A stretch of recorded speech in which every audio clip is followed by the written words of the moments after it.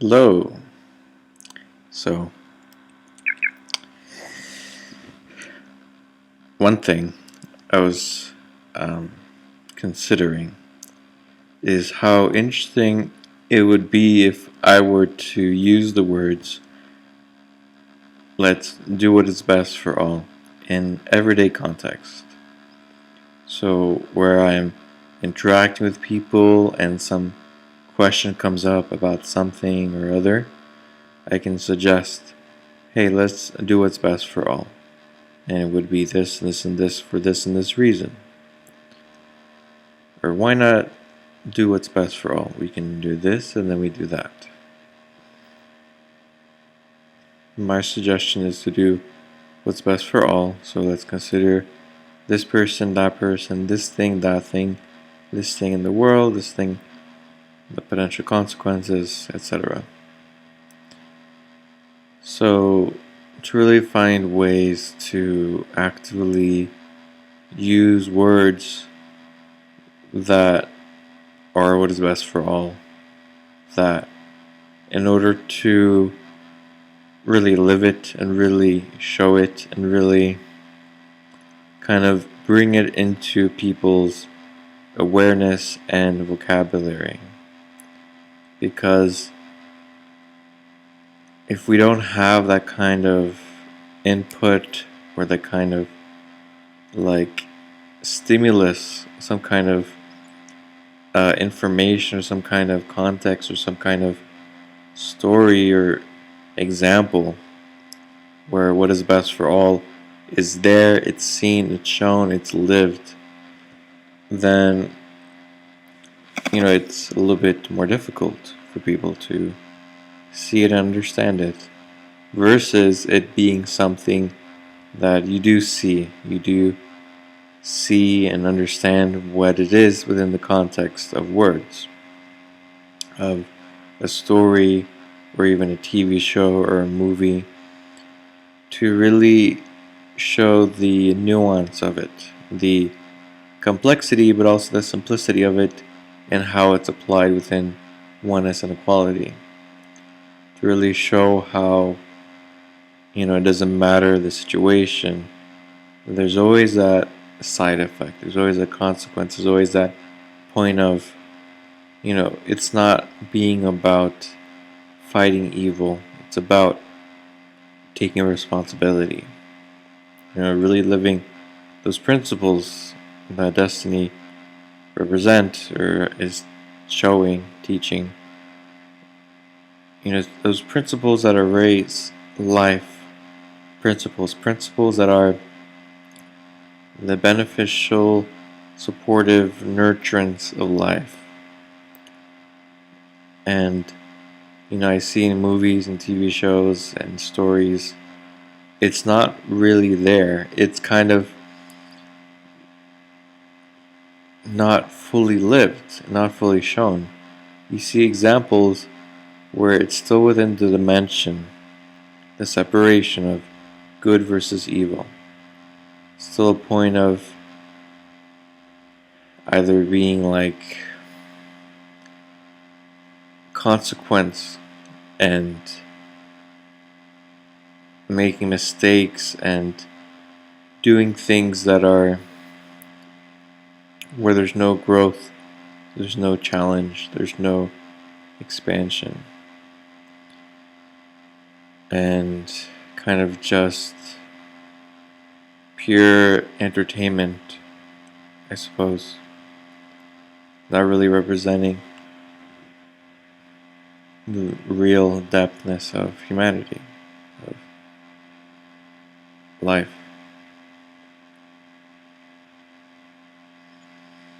And it wouldn't be all that difficult to do.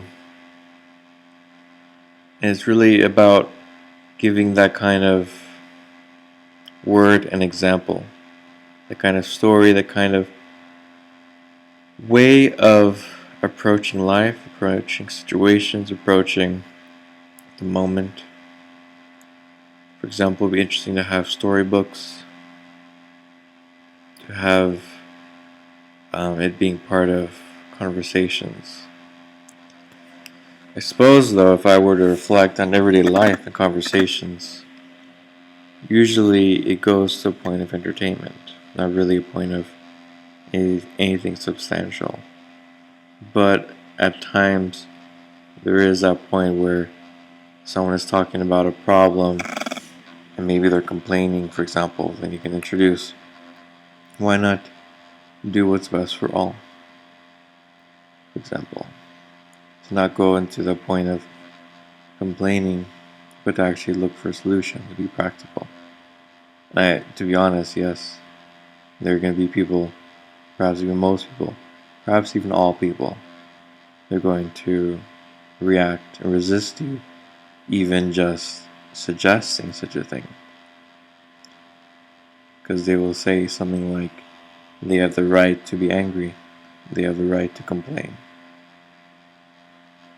So really, I know that this process isn't easy, and we're very much alone, those of us who actually really understand what oneness and equality is, what the best for all entails of us, to change how we see things, to change how we talk, to share our perspectives in a world where it's very much a point of resistance to such a message.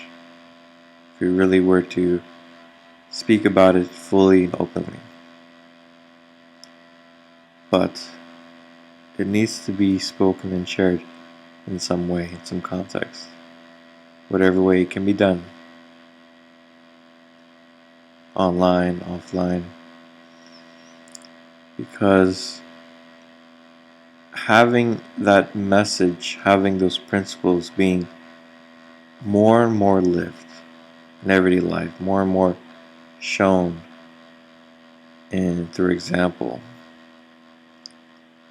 to have that awareness more and more of the mind, the fact that there are thoughts, the fact that there are emotions, that there are feelings, and that we are reacting and moving within them, and that we can stop them. Having that kind of information out there, having that kind of exposure out there for people, that will help change things slowly and surely. I mean, at least that's my idea. For all I know, even with all the support and all the information, people will still resist, for all I know. But it seems like a good idea to me to do something to support people. And it's not about a number game, it's not about how many people you help or save. It's not about whether even we can, let's say, save the world or save people. It's not about that. It's about the principle and walking this process for yourself and saving yourself and then helping others to do that too. Because, as you know, you can't do it really alone. And you were reached out to, you were helped, you were shown a different way. It's really, I suppose, a choice maybe for each one to make. I don't know. Maybe it's a choice, maybe it's not. But what I do know is that this is the best for all choice. The only choice that everyone in existence can actually agree upon, where it's actually, best for all. Because in any other scenario, it's always going to be best for someone or some group or some part, not the whole. And as long as it's not the whole, then no one can actually really so honestly agree with such a point. So really what's best for all is the only point that everyone, all, can come together and agree upon. And I found something interesting today for myself, how it's really that point of seeing myself, my weaknesses, my problems, my issues, not being really unique to me at all, but seeing it part as humanity's history, humanity's story of all of us. So everything that I have been going through, or am going through, all of it is humanity's story. All of it can be found out there in the world. And so within looking at it out there in humanity, in life, in the world, the choice of what to do as what's best for all is obvious. Very obvious. So when I make it about all of us, the answer is clear about what I should do. Because the answer is the same for anyone, what anyone should do, what is the right choice. So I suggest here a tool where when you are in a situation where you don't know what to do, where you're confused about the problem, look at that and not see it as not something unique to you, and see it as part of humanity's story, and see how it is within the story of humanity, within lives or peoples or cultures or countries. See that relationship, see the problem there, and then see what would be best for all. And then with that, you should be able to see right away what is best for all for you, as everyone, as all, also for you. It's the same choice. It's the same decision. You just have to apply it. You just have to apply it within your own context. So that's what I found, and it helped me tremendously. Because who I am is not unique. My story is not unique. This isn't the first time someone has ever been through something that I have been through. Even though it seems like that's not the case, even though no one else, it seems like, is sharing and expressing it like me. But it's either maybe it's difficult for other people. Maybe it's something that really is painful for other people to share. So I can understand that. Though when I look, I can see in humanity that yes, we've all been there. And I can see now, and I can explain it now to myself, why it is, how it is. Why is this part of humanity that is a point where all of us as children had so much love, so much care, so much kindness, and at some point, at some age, we lost it. And we closed ourselves off to real friendship, to real relationship among people. And I'm saying that's how it is for everyone. Everyone that has ever existed went through that. And when you go through that, you do, for example, evolve. When you close yourself off, you evolve to, yes, finding relationships and friendships, but within that point of being closed off in your heart, being closed and cold, yet still smiling, yet still making friends, yet still doing these things, but not really living it from your heart, not really being honest and sincere and genuine and actually loving. And you see that, I've seen that everywhere. You have people who date, who have relationships, who don't really love their partners, who don't really share and are open and intimate and genuine. I see that everywhere as well. But every single person at some age, as a child, at least, had that point of love, genuineness, and care, and honesty. But something happened. Something happened with someone, somewhere. Could be a parent, could be a childhood friend. Somewhere things went bad. And you close yourself off. And that's the story of humanity. That's the story of all of us. That's what we went through and are going through.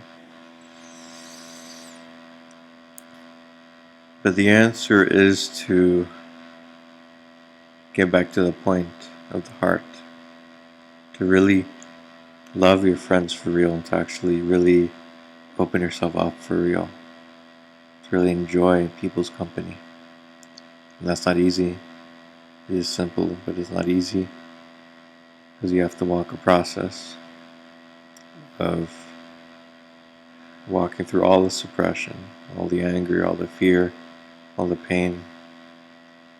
But it's possible. It has to be done.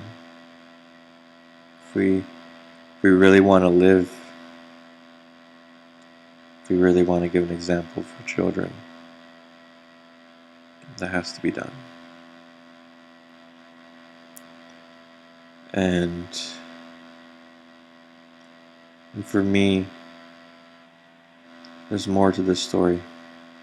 There's the story of also letting go of this desire for a true friend. Someone, just one person who is always there, who always calls on you, checks on you, who's always there to support me, who's always there to really be a friend and really understand what I'm saying. Everything what I'm saying. Because it's not about having that friend, it's about being that friend. Those simple words, that's what it really captures. Why? More practically though, as long as you have that desire, as long as I have that desire, I'll always fall at that point of not having that friend, not having that someone. And it is dependent on someone else being that way, because in reality, people do change. People aren't perfect. We know that. You can't really live for real as long as you're limited by who you have in your life. We really need to be so defined as a point of perfection, a point of giving, a point of stability where no matter who leaves you, no matter what happens, you really do stand as support for everyone. True stability. And really the only place to have that heart is really full of love, full of care, full of support is if you live it by living it with others, with anyone who enters your world. That's the only way. It's about living it and giving it.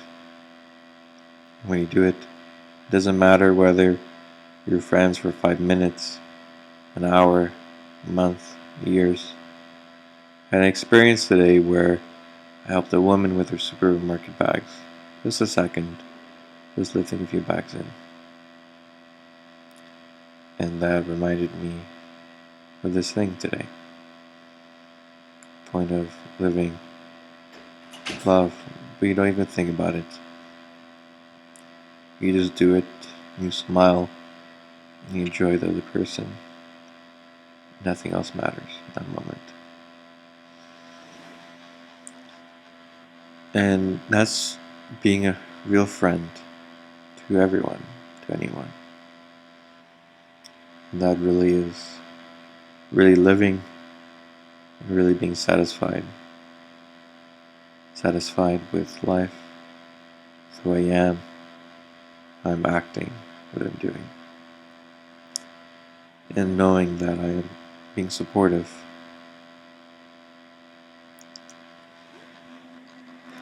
So this is our story, humanity.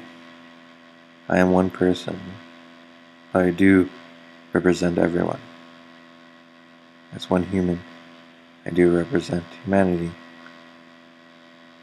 just as humanity represents me.